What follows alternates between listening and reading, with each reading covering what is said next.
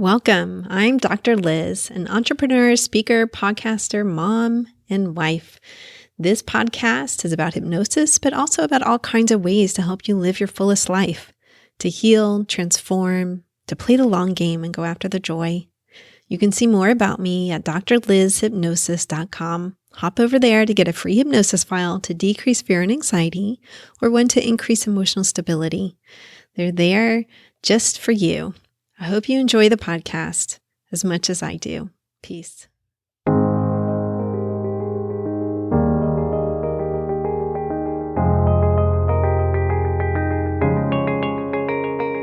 Hey everyone, Dr. Liz here. I am back from about a month break of the podcast. So it's September 2023 and August was full of changes. My oldest daughter graduated with a bachelor's degree in art history from Florida State University, moved and got a job and is working and all good stuff for being a self-supporting adult. My youngest started her senior year of high school. So lots of big transitions in August this year. And it felt really good just to take some time off from the podcast and the newsletter and just focus on the two of them for a little bit. I still worked in my private practice, which takes a certain number of hours a week, but the podcast and the newsletter definitely take up a lot of time outside of that. So it felt nice just to give myself a little break there. Some time, not just physically, but emotionally as well, to experience all these transitions going on in my own family. So let's jump into this interview with Kerri Hummingbird. This is the second time she's been on the podcast. The other time was in 2021, where she talked about healing the mother wound. And that link is in the show notes in case you want to go listen to that one. Before we jump into this one, I do want to let you know that we do talk about suicide in this interview a couple of times. Just be aware of that. If this isn't the day for you to have that come up, then perhaps choose another episode. And either wait till it's a better time or maybe just skip this one. Who knows? Maybe this one isn't for you. For everyone else, I hope you enjoy the interview and get some good insights for your own life. Peace. Hi, Kerri. Welcome back to the Hypnotize Me podcast. Oh, I'm so grateful to be back here and to share more messages of goodness and have a nice conversation with you today. I am so happy you're here too. I really am. I really enjoyed our first interview, and that one for the listeners will be in the show notes. And I'm looking forward to this one just as much. So let me tell the audience a little bit about you first. Kerri Hummingbird is a medicine woman, mother, and mentor. She's the founder of the Inner Medicine Training and Mystery School that shares potent ancient traditions from the Andes and Himalayas for owning your wisdom and living your purpose.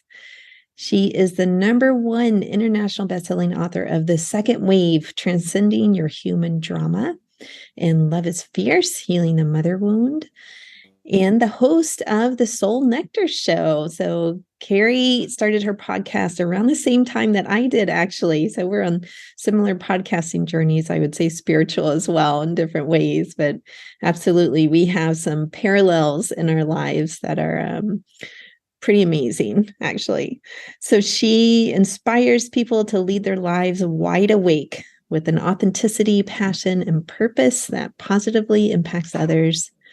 And her newest book is out. It is Inner Medicine, Becoming One. Oh, what's the whole title, Kerri? Becoming one with Mother Earth for the survival of humanity. Okay, Inner Medicine, Becoming One with Mother Earth for the Survival of Humanity. And I just read the whole thing. It's a long book, but I loved it. I really did. I loved how it's organized, but I'm going to have her talk about it, as well as the messages that I think both of us are communicating these days. So let's jump in. Kerri, how about you tell us about this new book that you've published? Yeah, absolutely. Well, as most of my books go, I get the download. Oh, you're writing a new book. Like, this one took a little fits and starts to come in because I had some other books that I thought I was writing and I started writing them and then I just lost energy on it. maybe that was just to keep me busy, until this Hmm. one.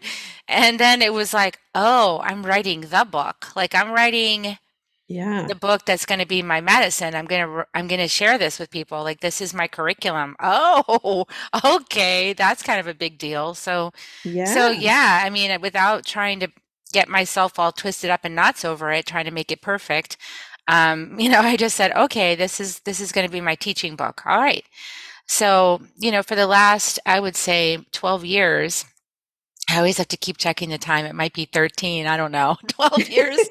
It's How long has it okay. been since I entered this pathway? And I've been learning about the four directions. I've been learning about the planet and Hmm. her emissaries of support to help us get oriented in a loving, compassionate direction on the planet in our Hmm. lives. And I've been learning about earth wisdom. And so this book is really my expression and um, sharing of what I've learned over the last 12 years in a format that allows people to take a medicine journey. So Hmm. if you I did. remember, I really did like the format that is organized in the four directions. And then it just has information specific to those, not just about your journey, but about the ways that you yourself can work with it as a reader. yeah, exactly. I mean, that's the first thing we do, right, Liz? Like right in the first part of the book is, okay, this is a medicine journey. If you've never had a plant medicine ceremony, this is the same thing, but without the plant. This is a Hmm. medicine journey, right? It's the spirit of the plants are helping you. The spirit of the apus, the sacred mountains, the spirit of everything is helping you. And you can set that sacred intention at the beginning of the book and then step through the book with that intention. It actually starts to work you in your life, and you'll start to see like synchronicity open up or realizations open up or, oh wow, that's what that's about. And that's because all the guides of the medicine are supporting you and having that realization. So I'm pleased with that because that means I can help a lot of people all at once without, I can only take like 15 students at a time in a class because that's my capacity Hmm. as a human design type. I'm like only geared for small groups. Hmm. But in this way, I can help a lot of people because the medicine journey is the book. And yeah, True. so it's exciting for me to be in that space and to see it work too. It's like, woohoo, realizations Yes. happening. Yeah. Yeah. I mean, if I remember correctly, you had a lot of sales even before it published. You had a I lot of did. I pre-sales. mean, I got to number one before it even went published. That was it. Yeah. I was like, Yeah, oh my gosh. And I totally believe it too.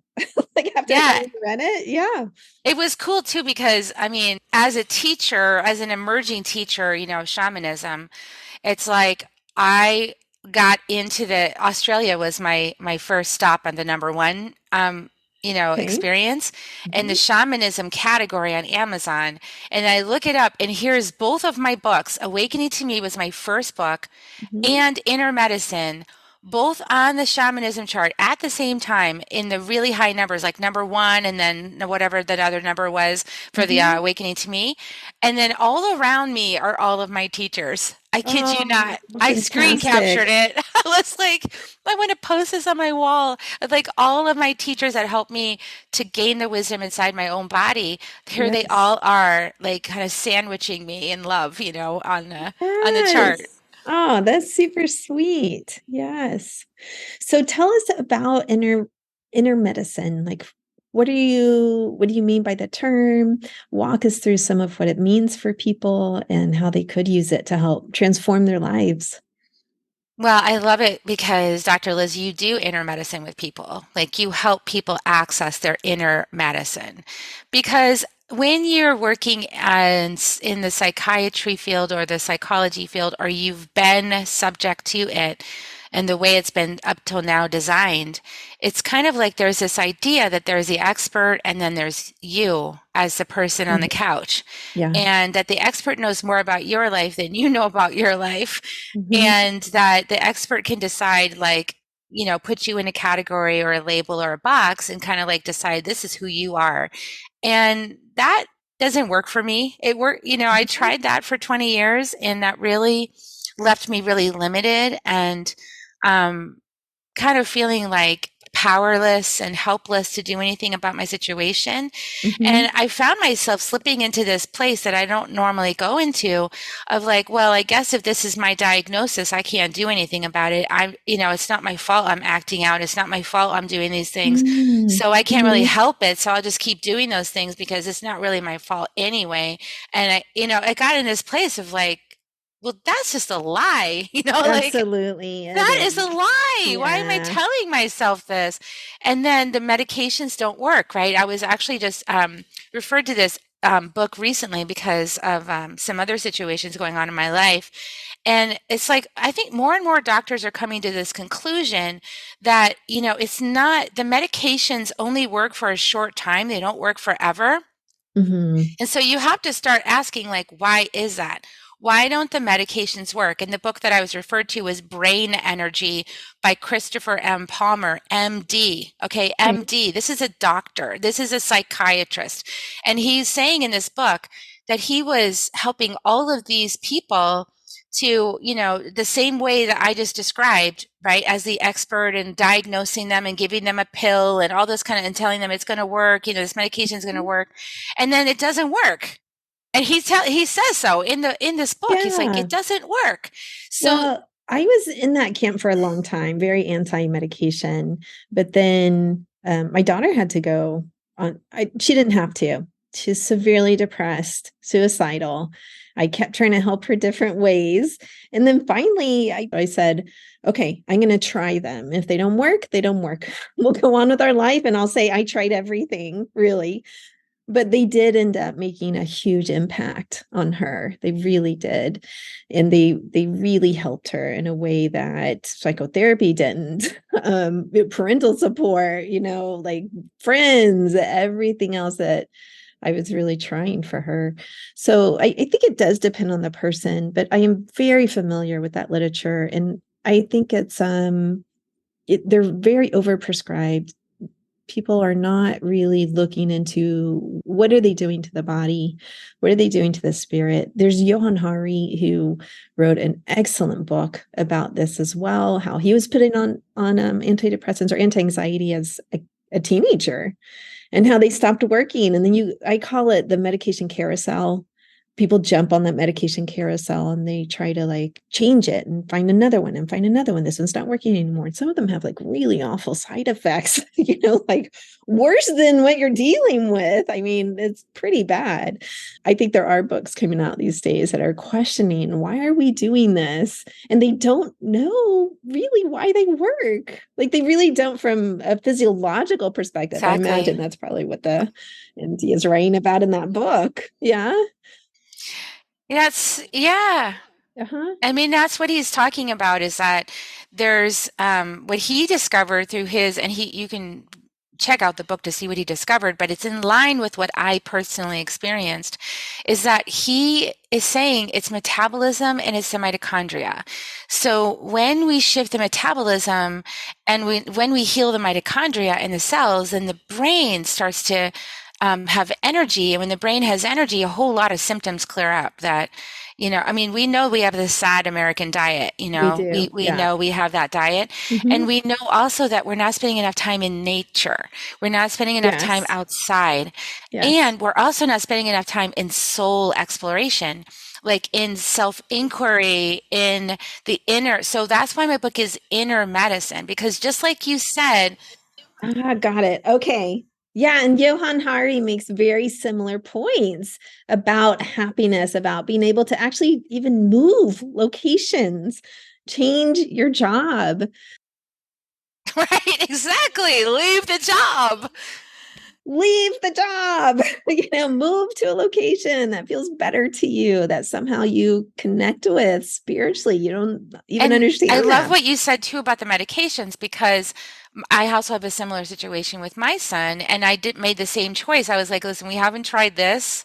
I'm super anti-medication, but if that's what's going to help, Mhm. we have to at least try it and see, right? We have to at least try and see if that's going to work. So I agree. I'm in that Yeah. camp too of like Mhm. try everything. But see, that's still the same message of inner medicine. Yes. Try everything. Don't believe the external expert. Yes. Yeah. Like you have to follow what's right inside of you. You've got to Yeah. try everything that's being presented to you personally on your own thumbprint journey of life in order to figure out like what is my path, because there isn't one path that's going to work for everybody. There is no one medicine that's going to work for everybody. There's no one approach that's going to work for everybody. And even if it works for a while, like then you're on to the next lesson, right? So that's why it's inner medicine too, because we talk about the great spiral. Yes. So it's not a destination. This is another change Hmm. in ideas from our Western model to like the indigenous model, is that in the Western model, we think, well, if I just do this, this, and follow the steps that the external medicine tells me to follow, I'll be better. And then I'll be happy, and then I won't be upset anymore, and everything will work. And then it works for a little while. Yeah. Oh, It it's is. such a false promise. Like life is hard. And sometimes I will have people come in that say, I expected life to be much easier than this. And it's like you have been sold a really bad promise. You work hard, you buy your little house, and you buy all this stuff you want, and suddenly you're supposed to be happy. Like one, that's not the path to happiness. But two, happiness is fleeting. Like, yeah, life is hard. How about we work for something like contentment or a sense of inner authenticity or moments of happiness, right? Because the moments will happen during the day. I can't tell you like 100% day that was 100% happy. Like, no, we're human beings. We feel all kinds of feelings and we have all kinds of ways to And get there. we can learn to see the beauty in all of life that's showing up, even the devastating things, right? Like even when Yes. my dad passing in Hmm. 2017 was heartbreaking. It was devastating to my family system. It was devastating to the relationship with my mom because my dad was always the buffer. Like it was so hard when my Hmm. dad died, right? And I still had this because I'm psychic, I had this ability to connect with my dad, right? So I knew he was still around, but it's like not having his physical presence and not having him there to kind of interrupt arguments and fix things, right? Meant that what? Hmm. Meant that we had to become responsible for the family dynamics. Like each one of us that had been relying on him to heal everything had to step into our power and actually make those choices ourselves, right? And so my Yes. dad leaving was the biggest blessing for me and my mom, because if he hadn't have left, my mom and I would have never worked out our stuff. We would have kept letting him be the buffer. Mm. And now we're enjoying this amazing relationship. It's like so beautiful. I've never had this relationship with my mom before, ever. So it's like so great. And I love my dad and I wish he was here and I know why he had to leave. So it's like we can really, when we flip these lenses and we go into this different way of seeing the world, we can see that it's all here for us, Yes. everything that's happening. And we're not going to stay in permanent happy zone. Like Western people just want to stay in permanent happy, permanent Yeah. prosperity, permanent smile fixed on your face. Yeah. And that is not true. And when we're like that, and then life is trying to send us things to knock us out of that false illusion, like COVID, Hmm.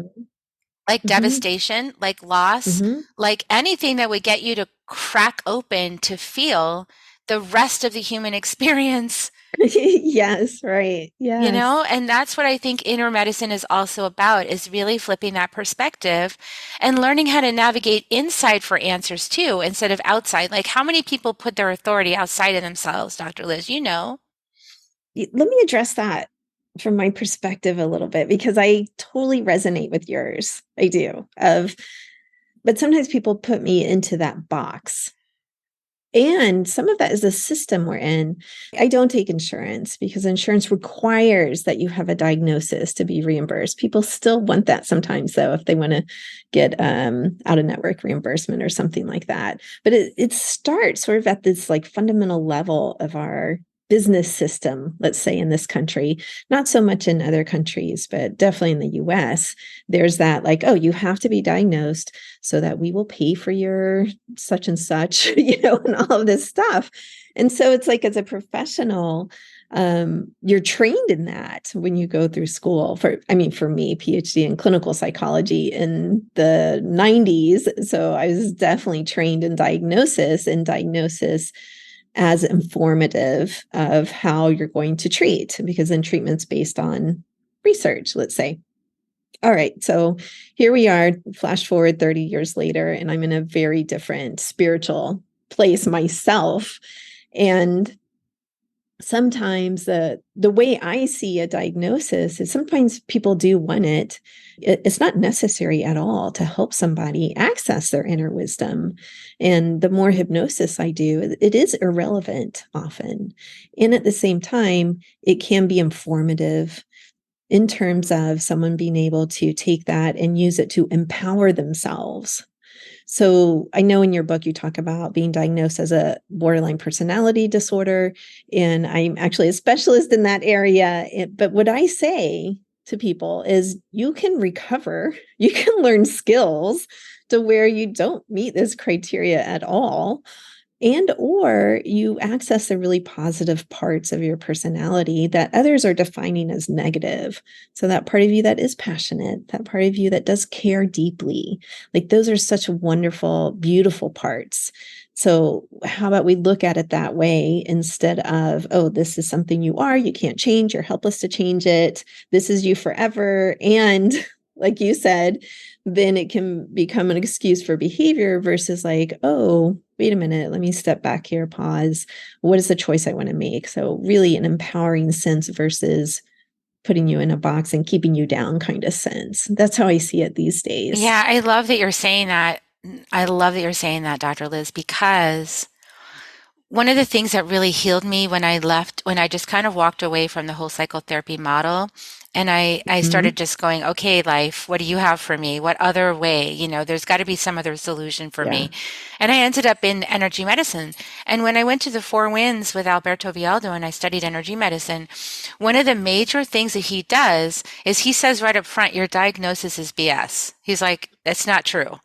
He said, so it's like a curse. In a way, it's a curse. Okay. So, like in shamanic I terms, completely agree. It is often a it's a curse. curse because, Yes. okay, let's explore what a curse is for everybody who's like, what does that mean?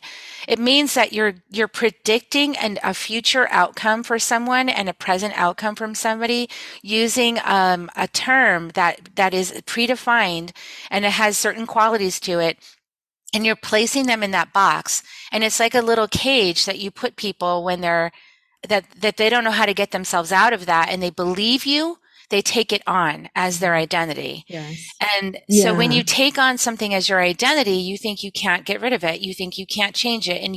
And this is one of Mhm. those labels, like the borderline personality one, where it's like you're broken. Yeah. Like you are broken. And not only that, but you ruin Mhm. relationships. You are terrible to be around. Everybody has a hard time being around you. It's like one of those where it's like you're ostracized. And so Mhm. it's like really hard to be labeled that. And I see people in Facebook groups, and I've tried to inject light into those Facebook groups, but they will not receive any light on it because they feel that broken. Like if you go into any one of these BPD groups, they'll just say, I'm broken. I can't fix myself. I'm terrible. I guess, and then I'm just punished and I'm a victim. Like they'll flip around like all over the place in Mhm. victim consciousness, and they don't want to know that they could be empowered. So the thing that I went through with Alberto is he said, look, you have your book of fate that was handed to you. Mhm. You can close that book and open the book of destiny, and you can write the pages of your destiny, and you have the power to do that.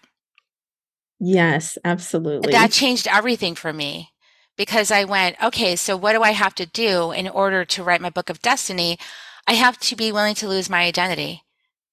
And at that point, I was willing to commit suicide. So I felt so low about myself that I was willing to commit suicide Mhm. and leave my children motherless, you know? Mm. And so I had to ask myself, well, if I'm willing to do that, what if I stay in the body, but I die to myself? I die to the identity I've constructed over my lifetime. Mm. And what if I'm able to transform myself by letting go of what I think I am and who I think I am and what I think I know in order to become something greater Mhm. that my soul knows I am? That became my book of destiny, Dr. Liz. And look, here I Beautiful. I am. I'm love it. proof, you guys. Like, please, like, if I can do this, you can too. If you read my first book, Awakening to Me, you'll feel the vibration. You'll hear the way I was thinking about myself. I was very vulnerable, transparent in that book, talking about how I thought and felt about myself. And now, Mhm. flash forward, inner medicine, you will see the difference. It is transformation. Transformation is real, it works, and you can do it. Yes, absolutely. Yes. While you're talking, I'm thinking about the core healing technique I do that we've talked about before, where we go back and we look at beliefs that developed often in early childhood, but sometimes that's adolescence or early adulthood. But it's like when someone gives you that diagnosis, a person of authority, sometimes you develop a belief around it that I am, an I am belief. I am this. This is me. And you do begin to identify with that. And sometimes when I see that in my practice, it's heartbreaking for me because part of my work, I think part of the reason that person shows up for me too, is to say, you are not that identity. You're so much more. Let's form a new identity for you instead of I am depressed, I always have been, I always will be, or I am always an anxious person. It's so limiting, really. And often there's an underlying belief that's going on there. And so part of the task is to look at that and see where did it develop and then heal it in some way so that the person has the opportunity to do it a different way, live a different way. So your work is just doing that in a different way than I do it. You're way Yeah. more like, yeah, let's go to the mountain and do this versus I'm like, come to my office and do it. Yeah, and I'm out there, Yeah. so and I place myself way out there to give plenty of room for everybody else to explore spirituality because Hmm. it's been taboo. It's been no. Hmm. It's been, Yeah. religion, our systems, all of our systems have tried to make us afraid of ourselves and our Agreed. planet. Yeah. Yeah. Well, you're also in Texas. So you're in Austin, which is probably one of the most liberal cities in Texas, It's but still it's still Texas. Texas. Exactly. It's like very, and the reason I say that because I grew up in It's Texas. I grew up oppressive. It's outside of still Dallas. I went to UT Austin for undergrad, but having lived outside of Texas now for most of my life, so let's say the first 22 years or so were in Texas, and then I went to graduate school over in Florida and stayed here. It's such a religious state in a way that people don't everything understand. about this place. And the consciousness, just speaking from somebody who's sensitive, aware, open, empathic, connected. And my chart is all about this collective subconscious. Mm-hmm. And so I perceive and feel everything at that level. Mm-hmm. It's like, yeah, this place is so oppressive to people. Like it is really, there's like a cloud of oppression, especially for women Mm-hmm. in this place. So I stay here because I'm a light. I'm a light that's here to Yeah. shine and Yes. to break up the density and to poke and question at the belief systems and to unravel it and provoke it, Mm-hmm. and say that's not true. That's actually a lie. And, I'm a stand for truth. I'm a stand for Mm-hmm. truth being expressed. Absolutely. Yes. And that's hard work. It really It is. is. It causes a lot of stress in my body, and I have to relax myself constantly.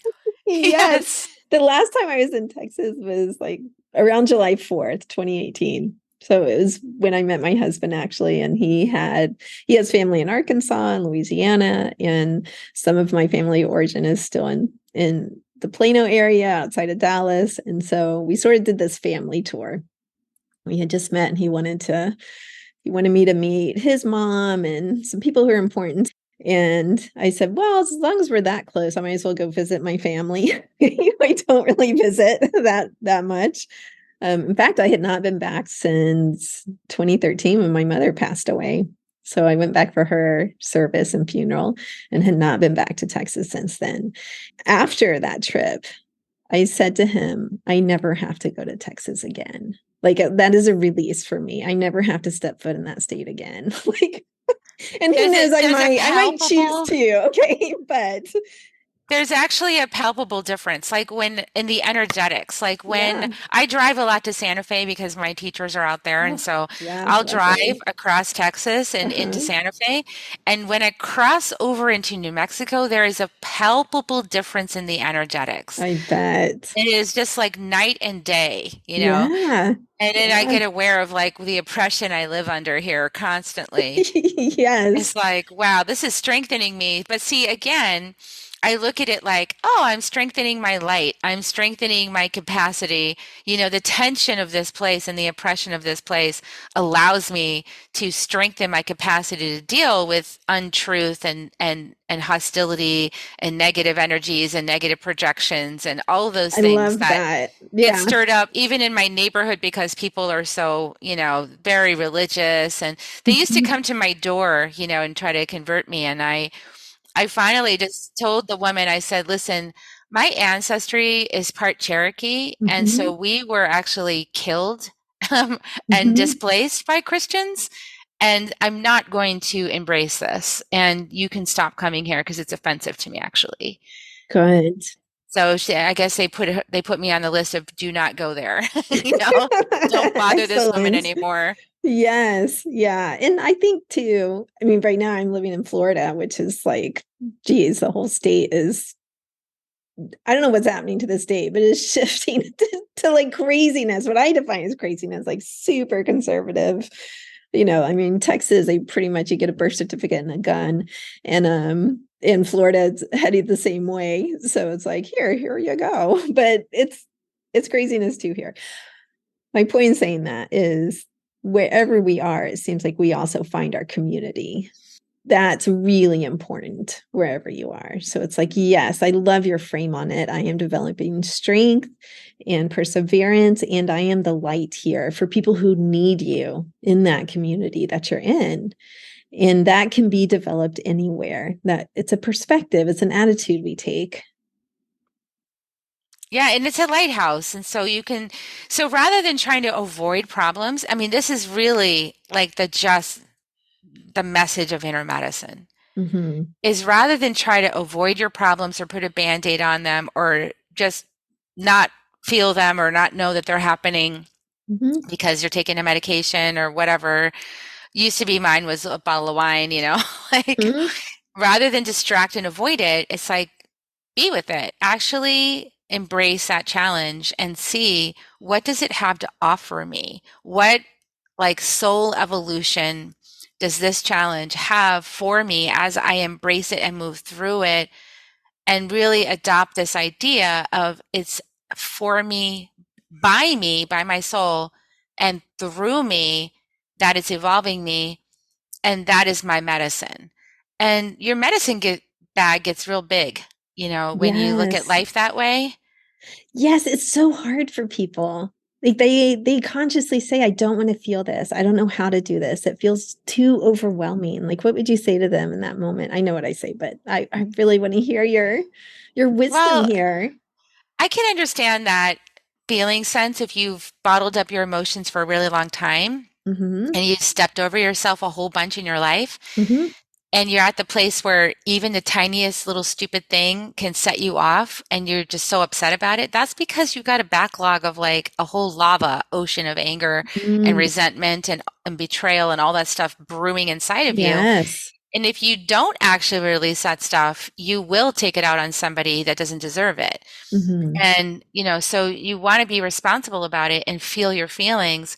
And, we can learn how to ground to Mother Earth because emotion is energy in motion. Emotion is just energy. It's just energy with different frequencies and different feeling senses in the body. When we ground, and this is the main thing I had, there were several key lessons at the Four Winds, but one of the lessons was that I can ground. And when I ground myself, I can channel the energy through me and it doesn't take me out. That was one thing that led to that diagnosis Mhm. of borderline, right? Is like it's emotion. Mhm. But Yeah. emotion is actually an evolution in human consciousness right now. So it's not a problem. It's Mhm. just new. It's like people are actually exploring emotion now when we've been in reptilian brain and reactive Yes. brain. We're moving into the limbic brain and opening up the limbic brain. And so it's just a mastery of a new skill set for humanity is how to process these emotions. So what you want to do is get really, really grounded, because the more grounded you are, like a tree, the more roots you have in the earth, the more this energy can just pass through. It's like a house. The house has an electrical system. It has a Mhm. grounding wire. Yes. Otherwise, the whole house will blow up. So Yes. if you're not grounded, your whole house is going to blow up. So you got to get grounded Yeah. and then start practicing letting little bits of the emotion flow.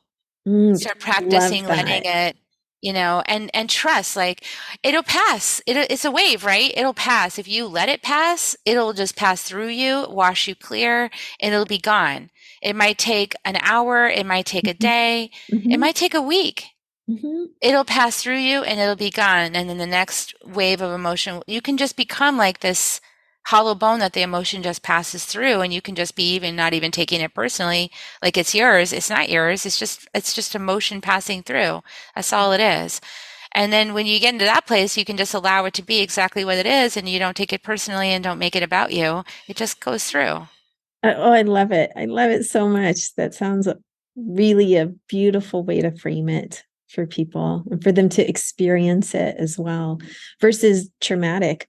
Like that feels beautiful, evolutionary, um, centered. It feels peaceful. I mean, emotions aren't often considered that, right? When someone's going through, let's say, intense emotions, intense fear or sadness or anger, but to see it in that perspective, it takes some of that like oof out of it, like that, I don't know, scariness to it out of it.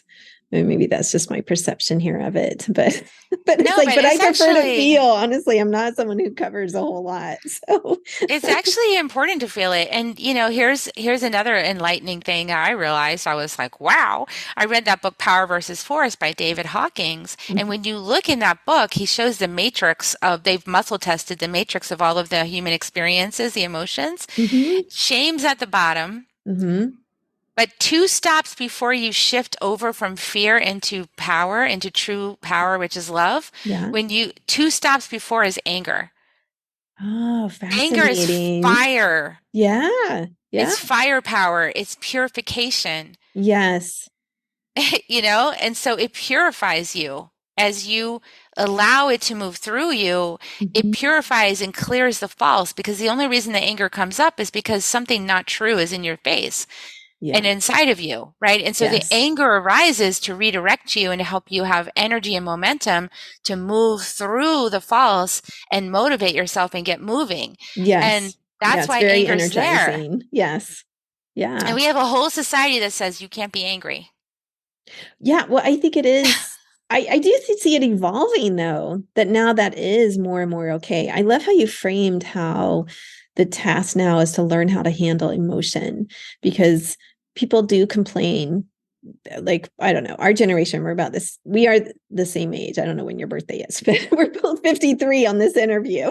Yeah, So we are. We both are. yeah.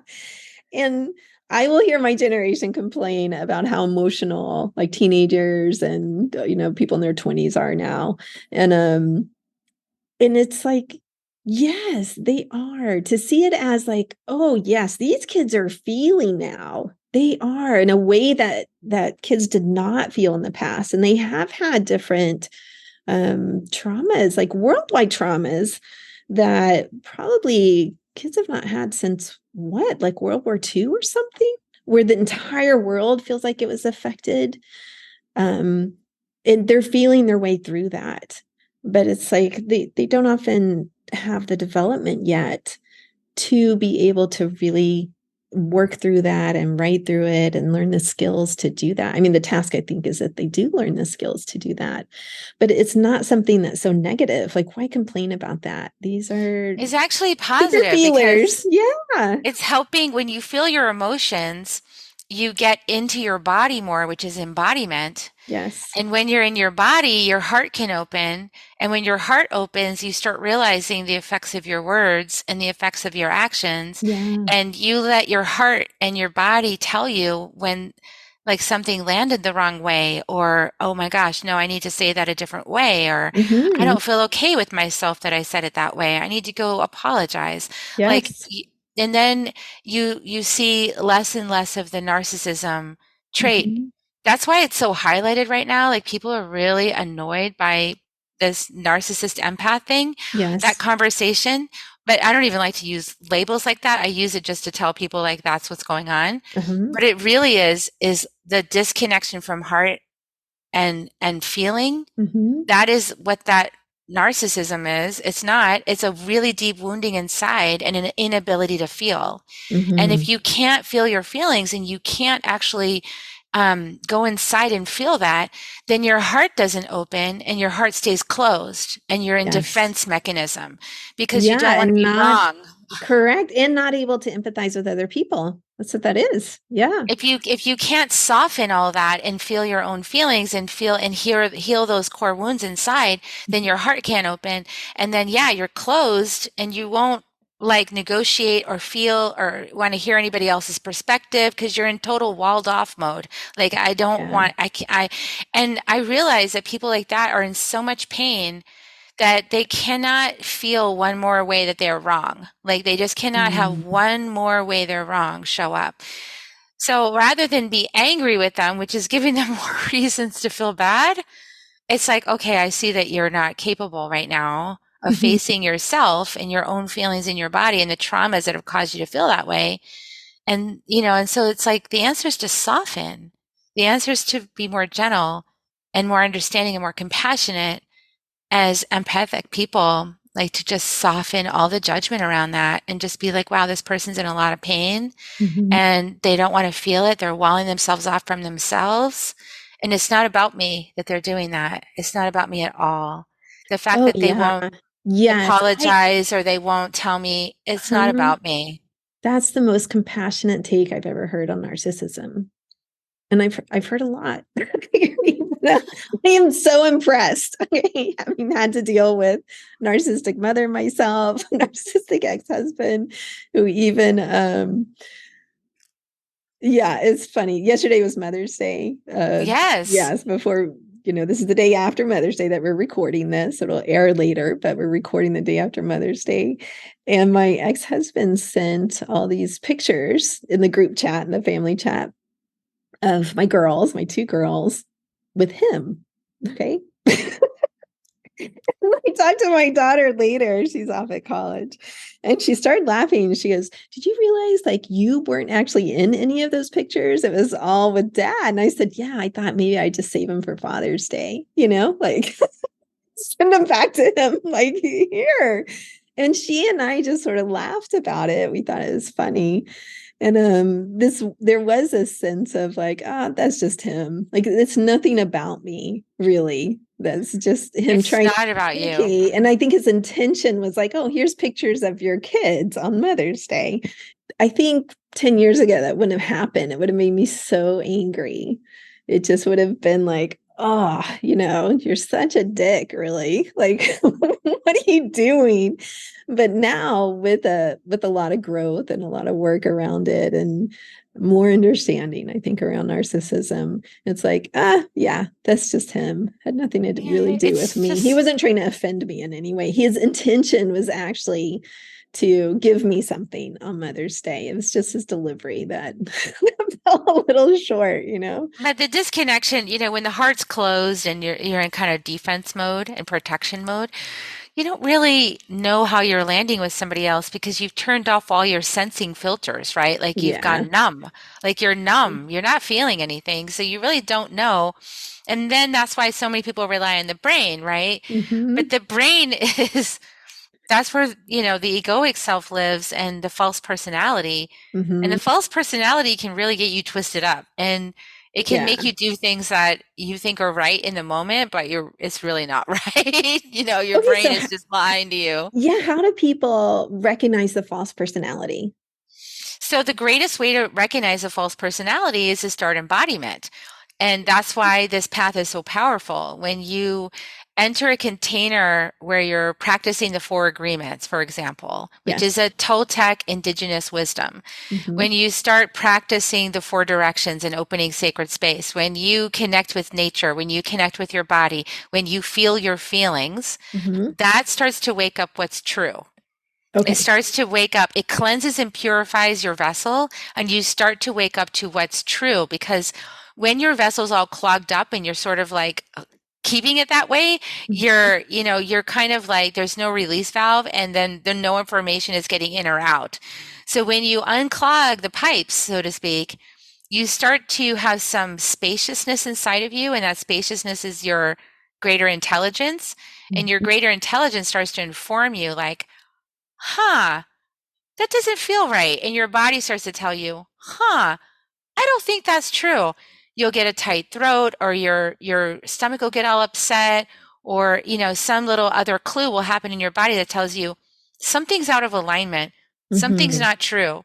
Okay. And that's how you start to unpack this brain. But the first key decision, and this is another really huge gift from my crazy labels that I got from psychotherapy, is that I was like, wait a second.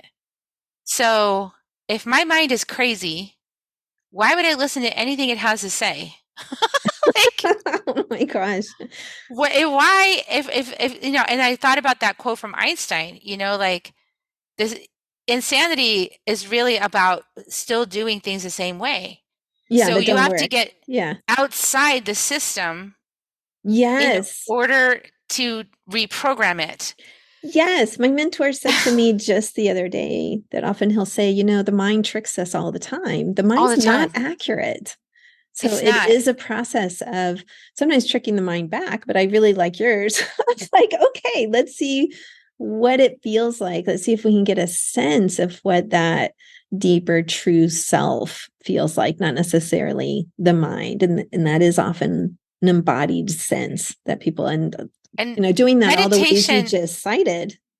meditation and contemplation then are not so much about like having no thought. Oh yeah, no. It's more about witnessing them, like Yes, I think that's one of the biggest getting myths of still. meditation. I had someone say it to me literally just last week, where she's like, "Well, I Yeah, can't meditate because I can never stop my thoughts." And I was like, "Oh my God, it's your thoughts are never going to stop. Never." I have a very dear friend who goes and does the 10 days of silent meditation, the Vipassana meditation. And people will say, "Oh, how can you do so much quietness?" And she'll say, "Oh my God, it's so loud the it's entire so time." loud. Like the mind never stops sending you thoughts. The key there is, oh, let's witness. Let's bring our attention back to the breath or where we want it to And be. practicing Mhm. restraint, that Yes. restraint of like watching yourself go into the story Hmm. and then not feeding the story.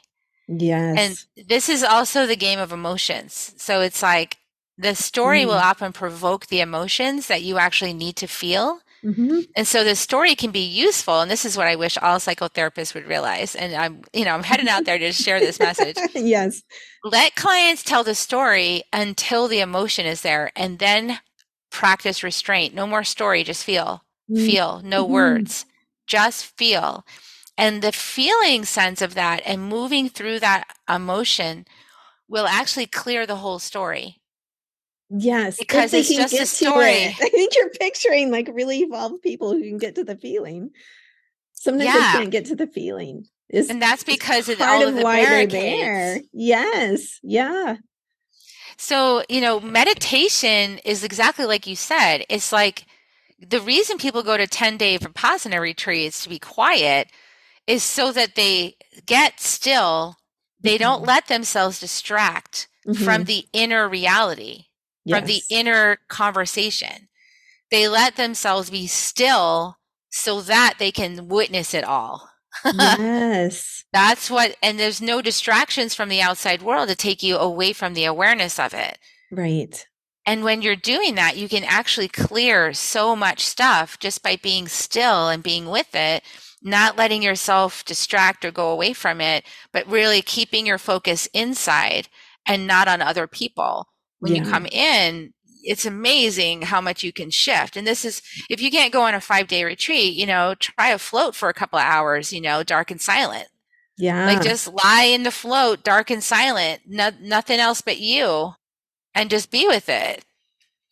Yeah, you talk about that some in the book, how the floating is really a beautiful part of how you ground, actually, which is ironic. Yeah, you're floating, but you're grounding But really salt with water is that process. grounding. It is, salt water is grounding, yes. And not everybody has a tank by them. You live in a city that I'm assuming Austin has some floating tanks. I mean, I live in a huge area too, where I could locate some floating tanks, or I can literally go to the ocean and float. You could literally just go to the ocean and float. Yes, The thing about the ocean is that then there's other there distractions like are. birds Yeah. and other things. So sensory deprivation is helpful because, and this is what the Gene Keys, Richard Rudd talks about, and this is also just Buddhist belief, but there's like the senses are the five thieves, and so that takes us out of being in this inner contemplation realm. But then that's not where it stops because it's also about being in presence with the senses. Mhm. So it's so interesting to see the Eastern philosophies up until now have been one part of the curriculum Mhm. on Earth School, but now we're like even branching deeper into this embodiment realm is about like, okay, how do I bring presence even to smelling this rose? How do I Wow. bring presence to this conversation? How do I bring Yes. presence to my breath and my body? And how do I notice? And that's what shamanism is. Shamanism is Mm, in the matter. It's in the matter. beautiful. So we are coming to the end of our time here. Can you tell people how to find you and how to find your new book? Absolutely. So my book is on Amazon, of course, Inner Medicine, Kerri Hummingbird Sami, Sami, and my first name is Kerri. And the website has everything, my website. So you can go to kerrihummingbird.com, Kerri, hummingbird.com. And if you would like to have the first chapter of Inner Medicine, and I think I also give a grounding meditation when you sign up for my email list, you can get that at kerrihummingbird.com, Kerri, hummingbird.com / inner medicine, all one word. Fantastic. Ooh, a nice meditation too, huh? Yeah, a little Great. grounding meditation. We were just talking about grounding. So Yes, yes, wonderful. Well, thank you so much for being here and sharing your wisdom with us today. thanks for having me back and blessings to everybody.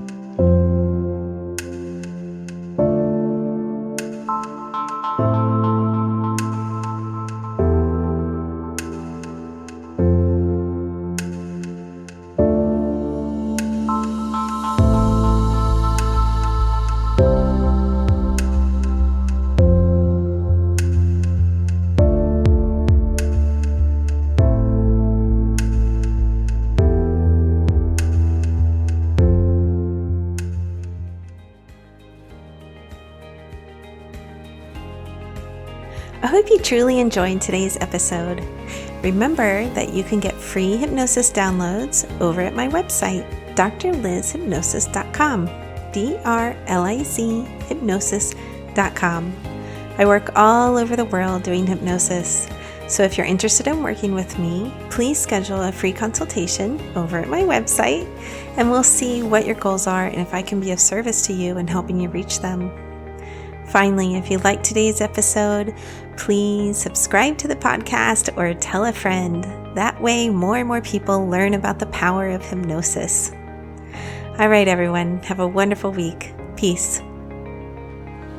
This podcast is not mental health treatment, nor should it replace mental health treatment. If you need therapy or hypnotherapy, please seek treatment from a trained professional.